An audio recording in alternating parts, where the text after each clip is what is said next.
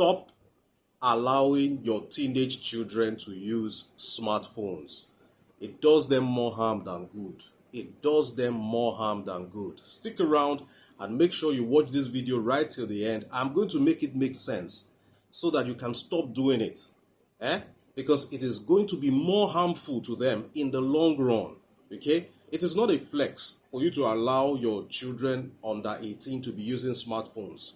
In the long run, it's going to be more detrimental not only to them as your children, but to your country, to your nation at large. I'm going to make it make sense. Okay? Let us talk about a few Asian countries. Okay? Specifically China, Japan, Singapore, and a few other Asian countries. They have the highest GDP growth rate in the world. These Asian countries. Why? Because they have the lowest cases of child usage of smartphones. Fact check me. As a matter of fact, in China, if you are under the age of 18, you cannot even use TikTok. Yeah, they have an alternative app called Douyin. And even that one, it is regulated. Okay, if you're under 18, you can't use it for more than an hour. All right. Now, while we were growing up, okay, we used to read books a lot. In my days, we used to read pace setters. I can remember specifically one particular pace setter novel that I found very, very captivating. Bloodbath at Lobster Close. Okay, and this helped me to develop my vocabulary a lot. Okay, growing up, I read a lot of books, and there were other younger adults who were reading Mills and Bones and all that. Now, I have realized that reading culture is a dying art today. You hardly see a young adult with a novel. Fact check me, just look around you. You don't see young adults with novels. I remember back then, libraries used to function very well because a lot of people were interested in reading. They would go over to the libraries, borrow books, and even refuse to return them. Okay? What has changed? What has changed is smartphones generally, but specifically social media. Do you know that social media is like a drug? It is very addictive.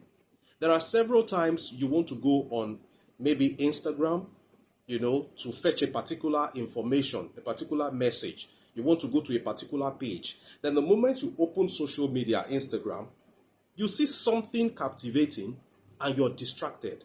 You spend the next 30 minutes in your distraction until you realize you had a reason for coming, then you go back there. Okay? Nowadays, people have short attention span. People can't concentrate on anything anymore. You see a reunion, old friends, association. Everybody hasn't seen each other in the last 10 years. We want to have a reunion. Everybody will sit down at that reunion and everybody is absorbed in their phones, pressing their phones. Interpersonal relationship and skills are dying. Why? Because of the addiction to social media. Okay? Our vocabulary collections are so limited nowadays because you see our youth speaking the social media vocabulary. Oh, look at your beards, it's not giving. Your skin is not giving. I don't understand. That particular statement or word belongs to the social media. All right? So you see, those Asian countries that their GDP has the highest growth rate is because they have laws that limit the use of smartphones amongst their teenagers. Okay, teenagers that are in their formative years. That is why you see that their teenagers absorb themselves so much in books that edify them. Okay, they said children are the leaders of tomorrow. If the leaders of tomorrow are always on social media, following celebrity gossips, looking at pictures, consuming content that does not edify them, it will have a ricochet effect on the future of that particular country.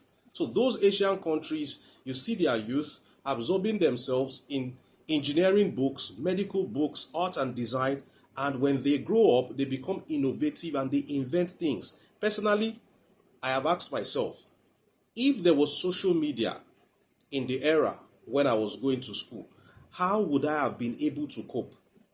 I ask myself this question all the time. How would I have been able to cope with the kind of distraction that social media offers? And to all the youth watching this video today, I salute you, because I don't know how you read your books, honestly. I do not know how you read your books, okay? There is always a trending matter on social media to keep people glued, to keep you addicted. Social media content creators like me, we have mastered the art of capturing your attention. It is called clickbait. I know you're not on Facebook or YouTube or Instagram to see me, but if you come across my video, I have mastered the art of keeping you glued, at least for the next 60 seconds before you come back to the realization that, oh, I'm not supposed to be here. I came here for something else. Now, some of you may want to deceive yourself by saying, oh, you can read books. You can download ebooks on your smartphone and use it for that. But the truth of the matter is that you that are watching this video, don't you have ebooks on your phone? As a matter of fact, let me speak for myself. The moment an ebook enters this my phone, it will be the last thing I'm going to check. When there is trending news on social media, that will capture my attention more. Okay? Even if I try to read an ebook on my phone, I slip off. Okay? But when it is trending news, it gets us really captivated. Now, in the formative years of our youth, let us reawaken the spirit, the enthusiasm we used to have for reading. There were so many novels, there were so many series. Okay? You see that our youth back then, they were more articulate, they were more intelligent, they were more amiable, they had better interpersonal skills. Okay? Because there was no smartphone taking the place of other human beings. People don't buy newspapers anymore. People don't watch TV anymore. Everything is on the smartphone. Okay? Now, the smartphone has become a tool for distraction. The smartphone, some people even use smartphone as their time. Okay? They wear a wristwatch for fancy now. If they need to check their time, they check their phone. Okay? They need to send a message, they use their phone. They need to make a call, they use their phone. I've seen two people in the same room texting each other. It happens. And you see, for you to know how powerful the smartphone is and social media, even the devil himself has decided to use it as a tool. Okay? You are just one click away from sin. If you want to commit a sin, you're just one click away on social media. And you're already absorbing content that does not edify you in any way, content that makes you commit vices. You see them on social media all the time. All right? So the social media is very, very powerful, and we as humans, as a community of people, we can begin to curb it in the next generation. Now, this particular generation is an addiction that will be a tall order for us to break. But the generation that we are birthing, we can gradually reincorporate the reading culture into their subconscious during their formative years, so that when they grow, it will be difficult for anybody, even social media, to take away that reading culture from them. All right? So that's why I'm making this video, because this video is talking about something that affects the future of every nation and the world at large. If we want to have better economy, if we want to have better business opportunities, we want better entrepreneurs, how do we change this narrative with our children?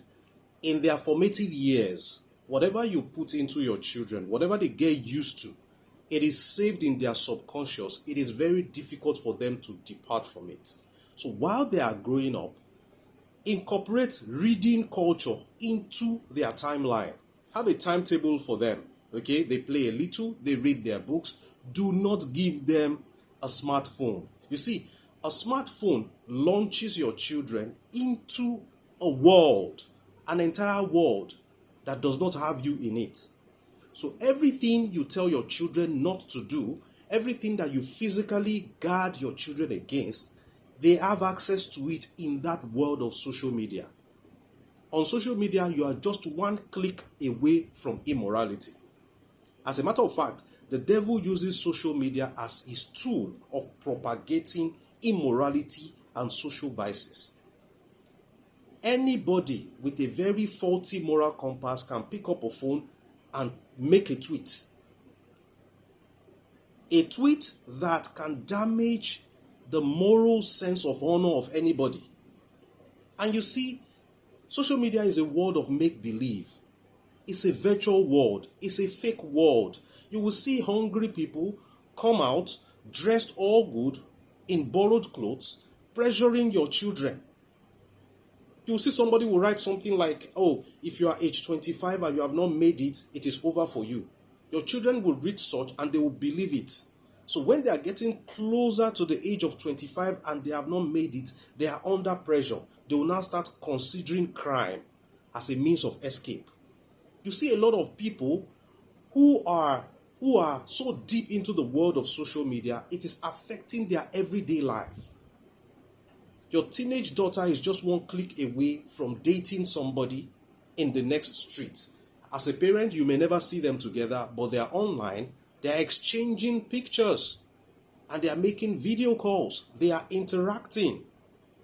Okay? So, just know that social media is a whole new world entirely. So, let your children be mentally and emotionally prepared before you launch them in there. Okay?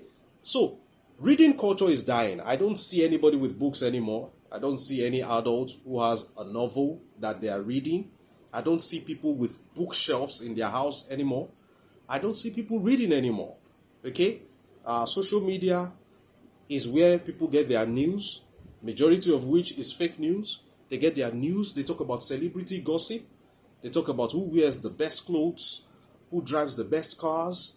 I mean, that's just what our youth are doing.